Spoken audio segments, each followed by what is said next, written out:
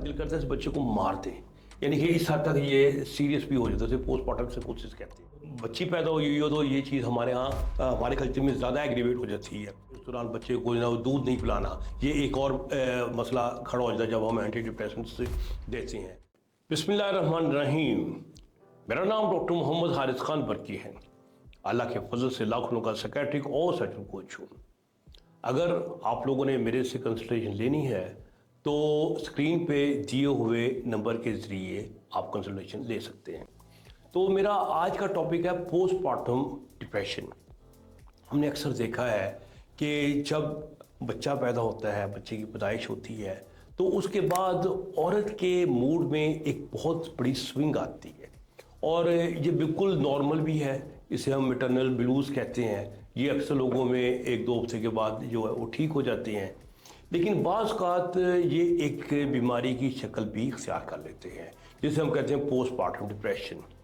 इसकी जो वजूहात हैं उसमें एक बड़ी वजह तो ये है कि औरत के जो हार्मोन्स होते हैं, ये एस्ट्रोजन लेवल बहुत हाई होता है ड्यूरिंग प्रेगनेंसी, ये एकदम फॉल करता है। और इसके अलावा कुछ और हार्मोन्स हैं वो एक्टिवेट होते हैं, प्रोलैक्टिन वगैरह, जिससे जो है वो दूध औरत को आता है।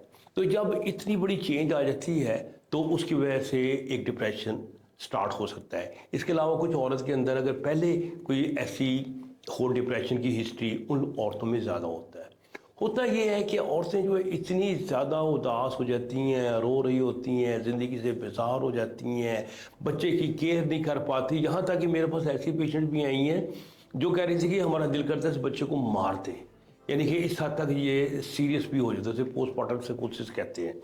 तो ये बड़ी ही एक इमरजेंसी सिचुएशन होती है और ट्रीटमेंट करने में भी बड़ी मुश्किल होती है। शायद इसी वजह से हमारे यहाँ चिले का कंसेप्ट है और चिले में कोई ना कोई औरतें हैं वो साथ रहती हैं, तो मेरा ख्याल है शायद उसी को कवर करने के लिए। तो इस दौरान जो औरत है उसको वैसे भी 40 दिन जो है वो आ रहा होता है, ब्लड आ रहा होता है, जिसकी वजह से वो अपने डर्टी फील कर रहती है। हस्बैंड भी उसके पास नहीं जा रहा होता, तो एक रिलेशनशिप में भी ना एक गिरावट आ जाती है, एक कोल्डनेस आ जाती है। और ख़ास तौर पे अगर बच्ची पैदा हुई हो तो ये चीज़ हमारे यहाँ हमारे कल्चर में ज़्यादा एग्रीवेट हो जाती है कि औरत जो है ना वो थोड़ी सी और ज़्यादा डिप्रेस हो जाती है। तो इस दौरान जो है सेक्स है वो, तो जब फीमेल को डिप्रेशन होता है तो उसके लिए सेक्स तो जो है वो किसी बेकार किसी लेबर से कम नहीं होता, वो किसी इंटीमेसी को पसंद नहीं करती। इस दौरान जो फिर हस्बैंड का जो एटीट्यूड है ये बड़ा इंपॉर्टेंट होना चाहिए। अगर वो भी एंग्री हो जाता है, आगे से रिटॉर्ट करता है या वो भी हो जाता है इरिटेट, तो फिर तो समझे कि मसला ज़्यादा हो जाता है। तो उसमें मेरा ख्याल है कि जब बच्चे की पैदाइश से पहले हस्बैंड की जो ना और बल्कि कपल की एक काउंसलिंग होनी चाहिए कि हाँ भाई, स्पेशली उन औरतों में जिनमें डिप्रेशन की हिस्ट्री चल रही है, वो लोग तो कम से कम ये बता दें मेल को कि जनाब ऐसा हो सकता है, तो आपने इस तरह उसको माइंड नहीं करना और उसको फीमेल को जो है ना वो नरमी से लेना है और उसकी बातों को जो ना वो तुमने दरगुजर करना है।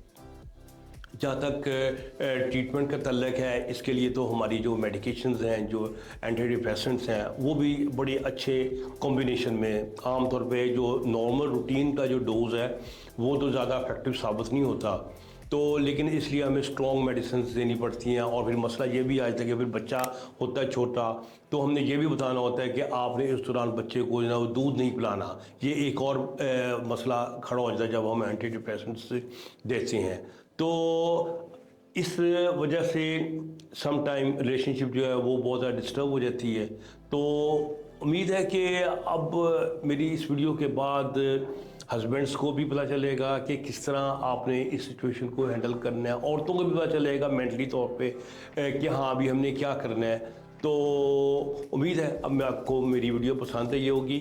आप हमारे चैनल को सब्सक्राइब करें, खुश रहें और खुशियाँ बांटें। डॉक्टर बरकी इजाज़त दें। अल्लाह हाफिज़।